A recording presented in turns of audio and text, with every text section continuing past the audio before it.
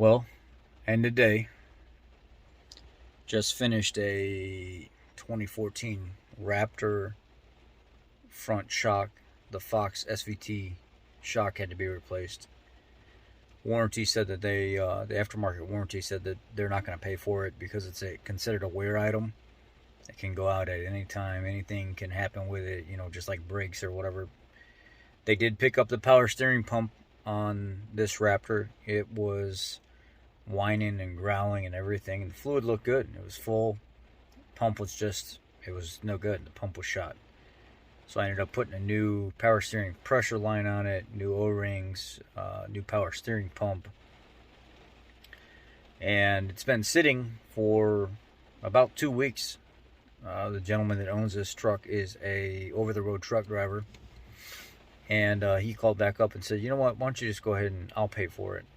I don't want a blown out shock on my truck. I just only got 66,000 miles on it. I've only owned it for a couple months. So he said, just go ahead and do the shock. I'll pay for it. Whatever. It needs to be fixed. It has to be fixed. I mean, it was so bad that you didn't even have to fight the shock when you were just pressing in the tower real nice and slow. Or the shock itself, it would just like butter and just sit there. I mean, there was like no fluid, no fight, no resistance, no nothing at all. Just collapse. So I ended up getting this knocked out tonight. Earlier, I ended up getting the AC compressor done on that 97 heavy-duty F250. And I ended up getting the door cable and latch assembly and everything routed with new hardware and everything put in, and adjusted real nice, all new clips for the gentleman. He had tried to do some of the work himself, but he broke a lot of stuff, and I think eventually he gave up and was like, I'm just going to take it to the dealer and let somebody do it. So I ended up getting that fixed for the guy, everything put together. You guys seen the video earlier. Real nice and clean, nice and tidy. And then earlier this morning, one of my subscribers dropped off a 2015 F-150 that had IWE chatter and a little bit, just the early signs of IWE failure. Had to put it in four-wheel drive to make the noise go away sometimes. And he dropped it off here at the dealer and requested only I work on it. So I was able to do that. And I said, while I got it in the air, I'll charge you like an extra half hour if you just let me pull apart the other side. I'll do both of them at the same time. I'm not saying the other one has to be done because it's not making noise, but while we're here, save you the labor, just pay for the part. Instead of me, having to rip it down, charge you an hour and a half, I'll just charge you a half hour while it's in the air. So he said, you know what, go ahead and do it. I'm okay with saving the money, especially if you're the one that's going to be doing it. Do them both. I did the check valve, and I did the vacuum solenoid that typically goes out on these. The weird thing about it was when I pulled the IWE out, it was failing. You could tell there's so much slop where the cone goes into the diaphragm. And a lot of times, things can be deceiving. You'll check the vacuum lines and nothing will leak. Everything's fine. The IWE it'll pull in, it'll be fine. And you'll think that everything's right. Everything's good. Well, then why is it chattering? The wheel bearing doesn't show any signs of failure. It's not howling or anything like that. The teeth aren't all ate up on the wheel bearing where the IWE engages. That's not the problem. It was the slop in the end of the bellow or the vacuum diaphragm in the IWE where the cone that has the teeth that connect with the outside or the center part of the wheel bearing, it was just so sloppy and loose. So even though the IWE was pulling in all the way, that cone jarring back and forth, making partial engagement with our little, barely trying to engage sometimes, especially in turns, with the wheel bearing was what was making the noise. So just because everything vacuum checks right doesn't mean that you've got a good part. You could still have a failing part. It's just the internal vacuum components are working fine. It's the mechanical aspect outside of the vacuum diaphragm that could be sloppy and failing. And the grease was real kind of burned up and it smelled real bad, like it was real old and maybe it had gotten hot. Wheel bearing looked fine, so I put another IWE on it, got over to the driver's side, pulled it off as well, and the grease and stuff was starting to turn black and a little bit burned, but you can tell it was in a lot better shape and a lot tighter than the IWE, like fresh out of the box. And it was tighter than the one on the passenger side that was making the noise. Went ahead and did it anyway. Got everything buttoned back up for the guy. Got everything put back together. Went and test drove it. Sound's completely gone. So, productive day. You know, this morning I released a video talking about just how I'm feeling lately, you know, in the field and everything that's being thrown at me and stuff. And been discouraged now for quite a few months. It's hard to make ends meet when you're consistently getting, you know, just rough work, man. Rough work, and then trying to deal with the customers and warranty people and stuff like that. It seems like a lot of time you give away, a lot of time you're passing off, and you know you've got to eat some of it, but not as much as you do eat, though. So today when I came into work, I said no, because one of the service writers, before I could even get started with my first vehicle, one of the service writers came to me. So yeah, so we're gonna get started on. No, we're not gonna get started on this one. You're not. I'm sorry, I don't mean to be this way, but you're not dictating my work today. It's not happening. We're not getting started on the electrical issue that we still have to find out. We're not getting started on the other one with a bunch of wire. I got to go through and do a bunch of wires.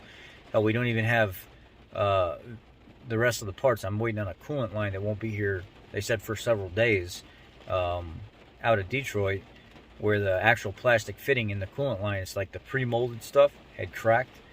It's not even here yet. We're not even ready for that yet. No, I got my day lined out. This is what I'm going to do. I'm going to knock out the IWEs. Then I'm going to go to the 250 heavy duty. I'm going to get the cable done, the AC compressor done. Then at the end of the day, when I get home, if I still have time, I'm going to pull the Raptor in. And I'm going to pull the Raptor and get the strut assembly or the shock and everything pulled apart and reassemble with the new stuff. And then I'll test drive it. And that's it. I'm not doing anything else today.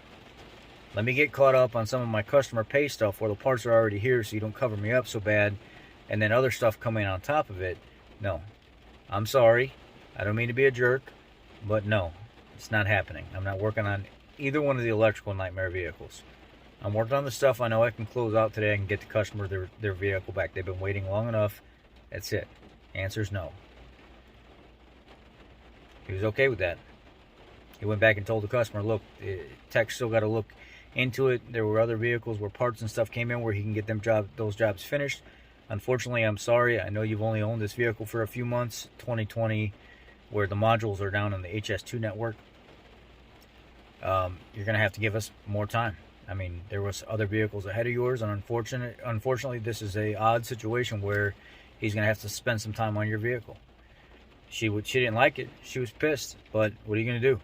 I mean, it is what it is. I can't spend all my time on one vehicle that I'm still trying to dig through and figure out what's going on, while I've got other paying customers where their vehicles were here before theirs and the parts are here to get the jobs done. So today was the day I kind of put my foot down and I said, I'm not doing it. And then I went and talked to my manager and I said, this is what my schedule is for today. Are you okay with it? And he said, absolutely, 100%. I support that. Go do what you got to do. So I took control of my day and I made my day what it was. Do I still feel bad? I do. I'm in a slump right now. I've got a partial bad attitude right now. And I'm trying to look on the bright side. I've had a good day. I've had a productive day. But once you get in that slump, and you've been in that slump for so long, you've been thinking the same negative, nasty thoughts for so long, regardless if they're justified or not, it's hard to just snap out of it and just have a good day. Today, I'm making an attempt to do that. I'm making an attempt to take control of my attitude and my situation a little bit better, so I can see if I can change my outlook right now. I'm trying. That's all I can do is I'm just trying. Now, when this guy comes back on Friday, when he gets off the road and he drops his semi off and he wants to come pick up his vehicle is going to be here ready for him. You know, then it's one less unhappy customer. You know, I got 3 happy customers today and 1 customer that's not so happy. I'm okay with that. I can't just drop everything I'm doing to just please specific people. It is what it is. But I took control of my day today. I think I may have to start doing much more of this. And just learning to say no. I've got other things I could get done that I'm going to be productive with. Let me get that done first, and then when I have an opening, when I have a little bit more time, then I will get back over to the problem child. But right now, I cannot do that. It makes us more money at the dealership. It makes our customer service numbers look better. It makes more of the customers happy. When you deal with 1 or 2 unhappy customers, but you got 10 happy customers, I'm okay with that. And, you know, of course, trying to strive to make those numbers much higher with no unhappy customers. But unfortunately, sometimes you run through that. Okay.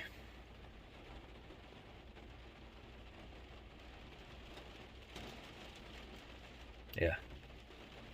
Now there's the walk back in, close all my paperwork,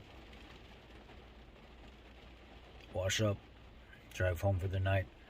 Try not to think about this stuff and try not to take my work home with me. And at least put myself in some kind of better mood before I see my little one and my girlfriend.